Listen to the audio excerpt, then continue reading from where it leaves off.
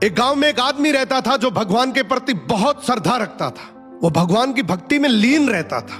एक दिन उसी गांव में बहुत तेज बाढ़ आई।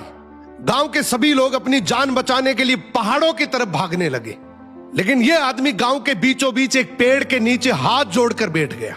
तभी एक गांव का भागता हुआ आदमी आया और बोला, अरे भाई जल्दी चलो, नहीं तो तुम डूब जाओगे। यह आदमी बोला, मुझे मेरे भगवान पर भरोसा है, वो मुझे बचा लेंगे, तुम जाओ। फिर एक आखिरी नाव आई।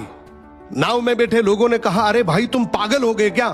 पानी का लेवल बढ़ रहा है, जल्दी से नाव में आ जाओ, नहीं तो डूब जाओगे।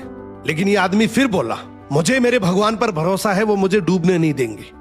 अब धीरे धीरे पानी इतना बढ़ गया कि उस आदमी को पेड़ पर चढ़ना पड़ा।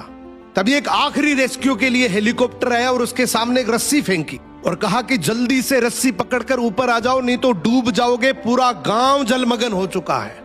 यह आदमी गुस्से में बोला, मैंने बोल दिया ना, मुझे मेरे भगवान स्वयं बचाने के लिए आएंगे, मुझे मेरे हाल पर छोड़कर तुम यहां से चले जाओ। अब पानी ज्यादा बढ़ने की वजह से वो पेड़ भी डूब गया और इस आदमी की मृत्यु हो गई। आदमी ऊपर जाकर बोलता है, भगवान मैंने आपसे ये उम्मीद नहीं करी थी, मैंने तो आपकी इतनी भक्ति करी, इतने यज्ञ करे, इतना दान पुण्य किया और आपके ऊपर अटूट भरोसा किया, फिर भी आप मुझे बचाने के लिए नहीं आई। भगवान बोले, मैं तुझे बचाने के लिए एक बार नहीं बल्कि 3 बार आया था। पहले उस आदमी के रूप में, उसके बाद नाव के रूप में, और आखिर में तू फिर भी नहीं माना तो तेरे लिए हेलीकॉप्टर भी लेके आया, लेकिन तूने हर बार मौका ठुकरा दिया, इसलिए मैं तुम्हें बचा नहीं पाया।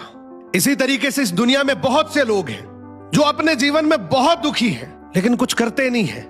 वो कहते भगवान जैसा चाहेगा वैसे जिंदगी चलती रहेगी, जो करेगा भगवान ही करेगा।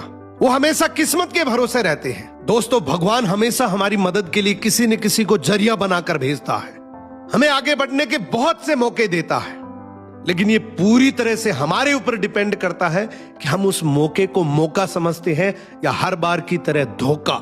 कई बार अपॉर्चुनिटी खुद हमारे दरवाजे पर चलकर आती है, लेकिन हम उसे ठुकरा देते हैं।